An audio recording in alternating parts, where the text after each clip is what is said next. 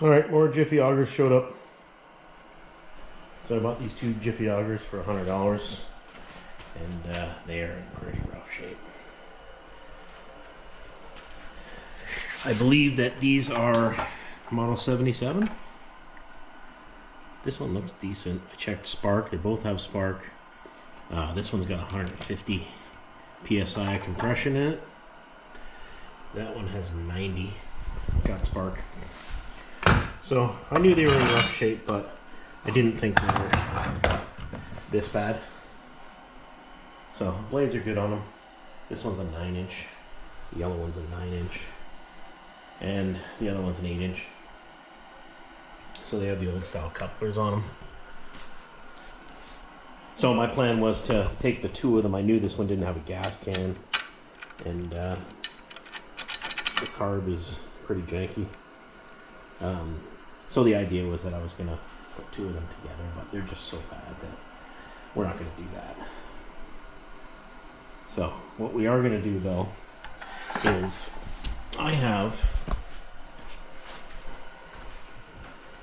this guy, and I'm going to see if I can mount this through the gearbox on one of these. I'm going to pop the heads off. I'm going to sell all the parts. I might keep this blade for my auger. I have the propane version of. So what I want to do is I want to make sure that this coupler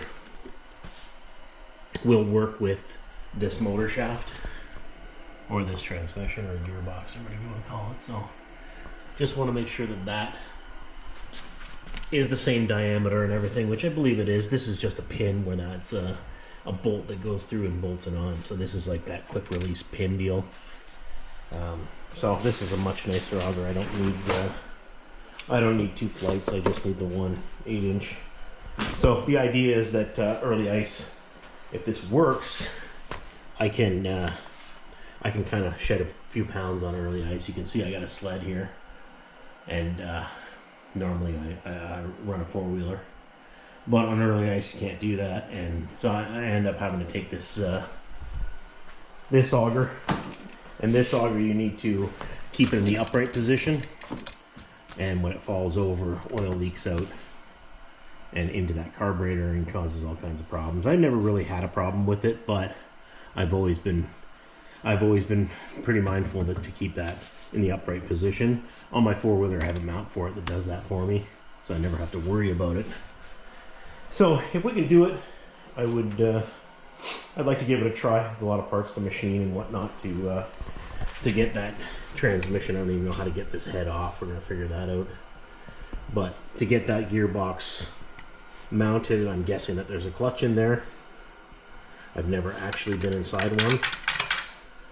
So I'm guessing there's a centrifugal clutch that's going to grab that gear and turn it. So we're going to find out if it works. If it doesn't work, then I'll just scrap it, whatever. So the first thing I'm going to do is get all these parts. The parts that I don't want, I'm into this for $100 for these two. So I'm just going to put an ad up and off these the two flights, the two heads.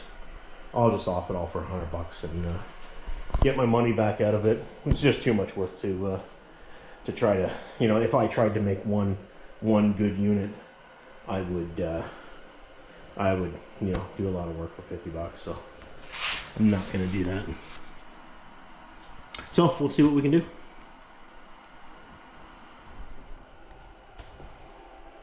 All right, I got these two up on the bench.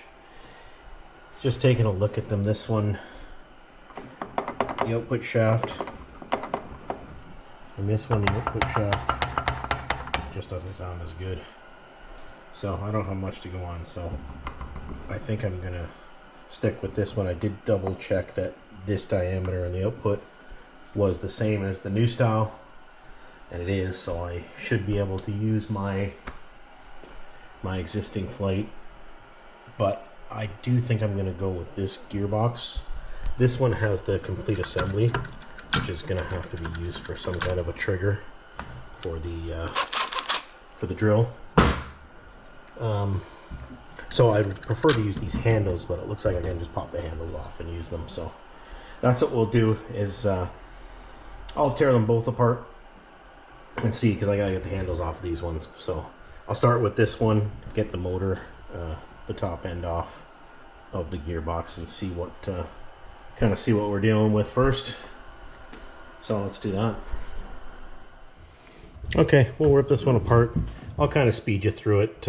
Everything's a standard, so it's all 7/16. Looks like this is 1/2 inch.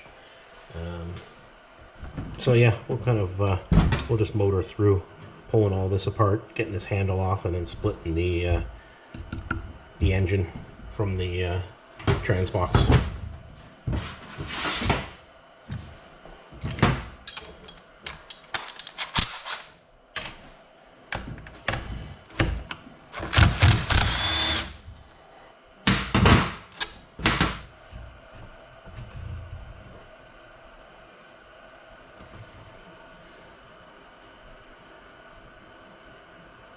Nothing to it.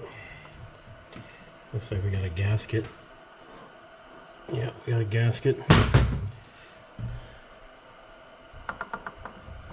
one pop out. Yep. Looks like there might be a thrush washer in there. Oh, it might be a bearing in there. So there's not much to that.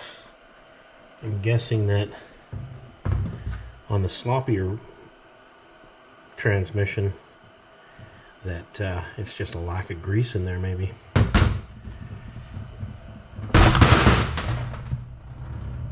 Oops, it's greasy. I'm pretty curious what's underneath that.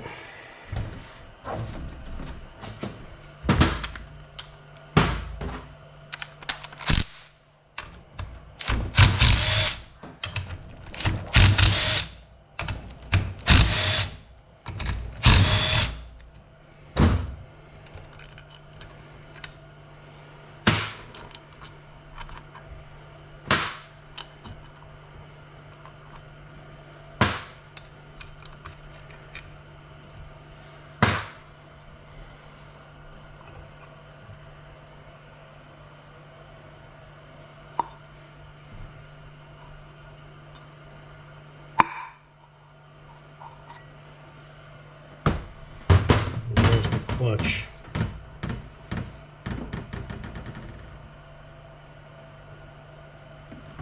So it looks like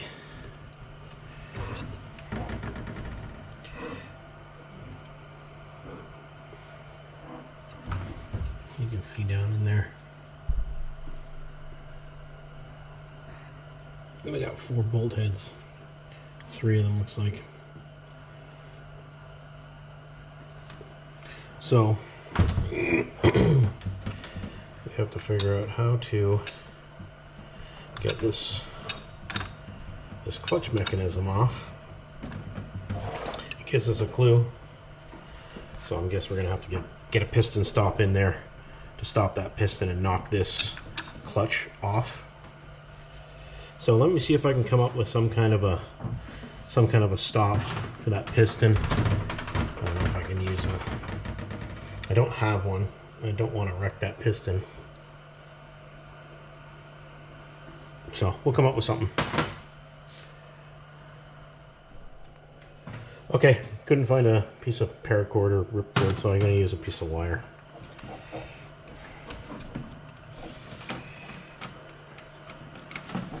Hopefully it works.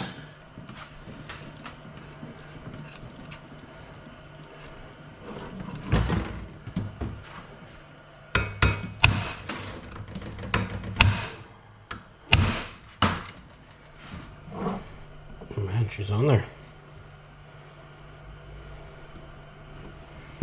Okay. Maybe that's not what we're doing.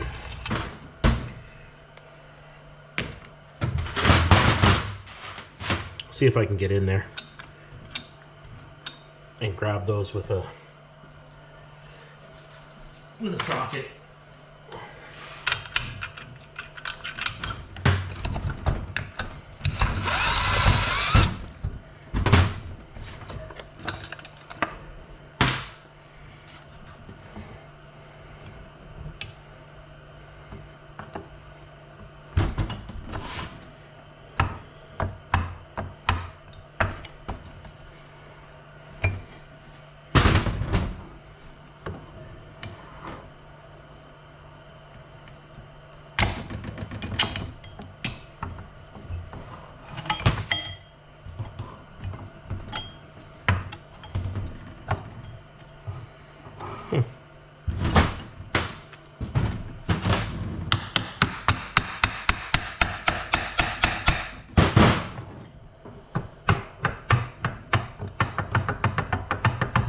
Well, it's held on by more than just those bolts.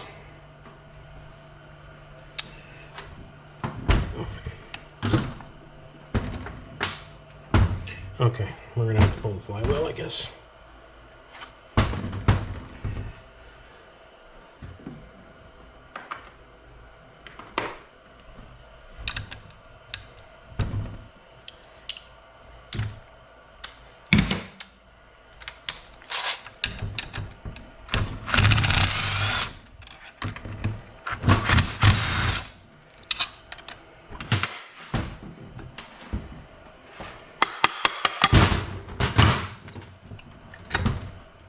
Okay, a strong sticker.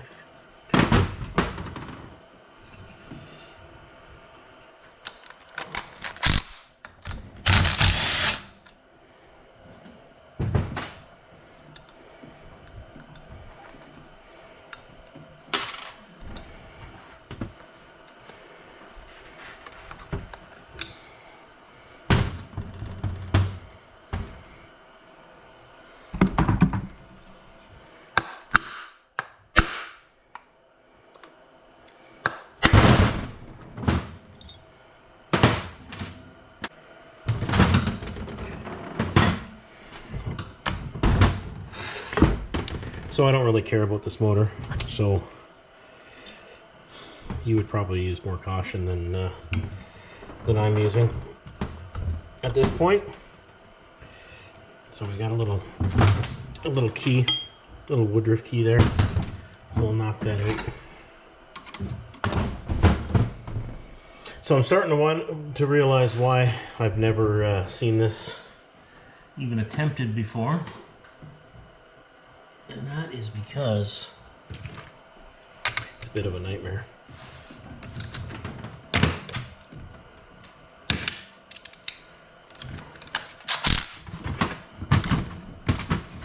Trying to figure out where these come from, these needles.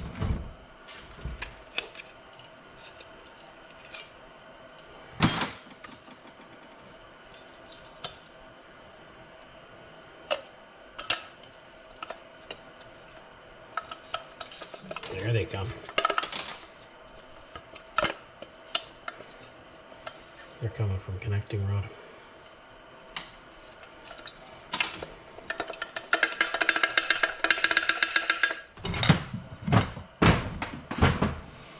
Okay, I'm gonna clean some of this mess up. All this is junk. And well, I'm guessing that I'm gonna have to pull that piston out in order to get that connecting rod out, to get this out. This is going to be a ton of machining. That whole crank assembly, that's the crank assembly.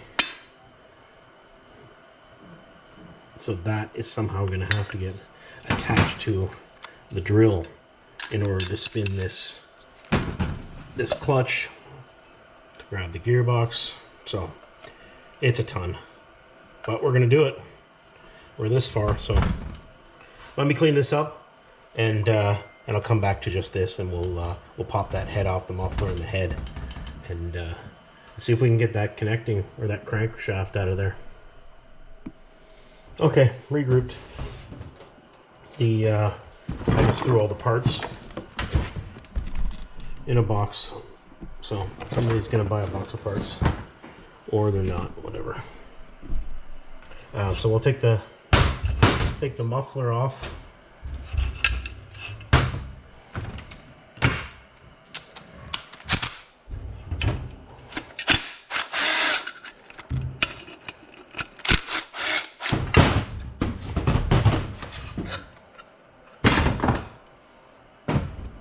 Add that to our box of parts. It's getting smaller and smaller.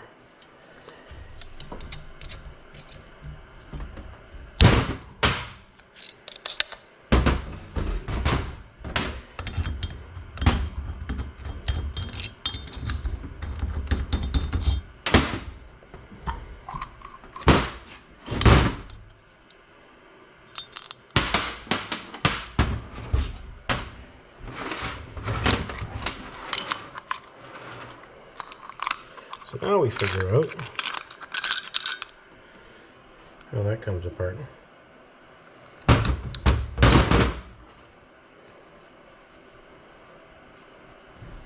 So the clutch definitely needs to come off, which can probably be done easier now that I can get a good grip on that crank. We got an O-ring here that will save.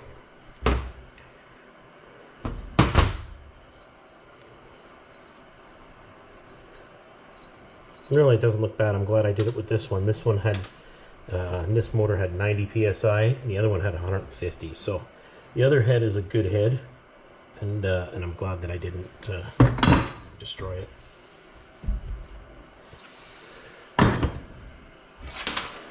So yeah, next step is we're gonna pop that clutch off, and then we'll start figuring out what we're gonna do. We're gonna have to machine a complete shaft, something that's gonna fit onto that clutch, and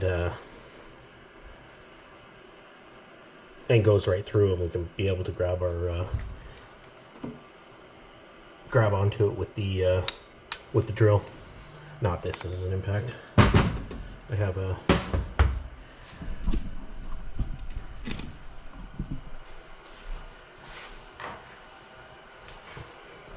this is a brushless model. It's an older one, but it's one of the good ones. So it's not something I use all the time. I keep it in the trailer just for in case. I keep that in a set of drills along with my tool kit. So they say that you should use the brushless. I guess they have more torque. So it's a fuel 18 volt. So it should have enough power to do it. A couple of things are going to be tricky. The jiffy augers spin backwards. So if you can see that that cutting edge, this is actually backwards or counterclockwise. So I don't know how that's going to react when we run our drill backwards, because that's exactly what we're going to have to do. Looks like that O-ring's pretty shot too. That's okay. I think that's the least of our worries.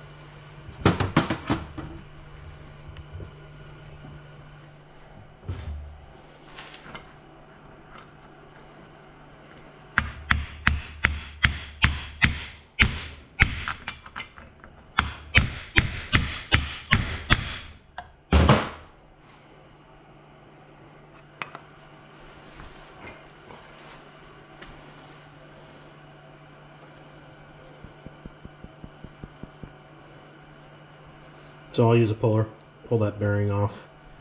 We're going to need that bearing.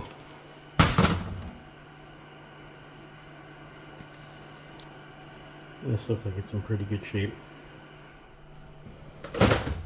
So I just got a puller on that, just a 2-leg puller. I would normally use a 3. I tried to, but because that journal for the crank is in the way, it's kind of stopping me. So when you do this, you just want to make sure that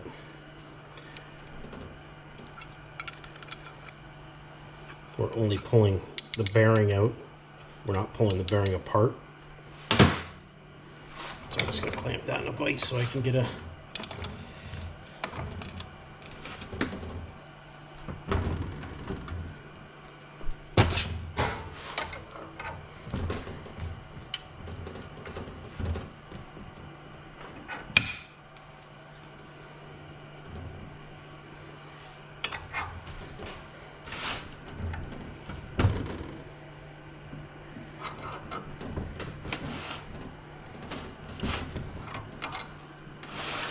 So you want to make sure, you can see we're pulling a gap there. So we're actually pulling the bearing off of the crank. We're not pulling the bearing apart from the inside and the outside.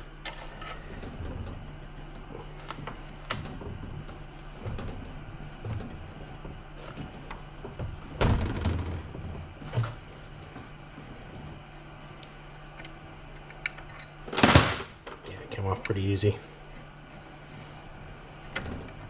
You'll get yourself into trouble if you split that bearing, break the bearing apart and just leave the inside race in there. Then it makes it a lot more difficult to pull off. Here's where we're at. I went and mocked up the handle back onto the gearbox. These are the parts that need to go back into it. Taking a look closer at this piece. These threads are not left-handed. It's just that the machine runs backwards, so I assume that because it prompted me to pull this clutch off in this direction, I kind of, in my brain, assumed that everything was a left-handed thread, but it's a right-handed thread because everything runs counterclockwise. So we should be good there. I think machining all new shafts and not reusing this crank is probably the better way to go.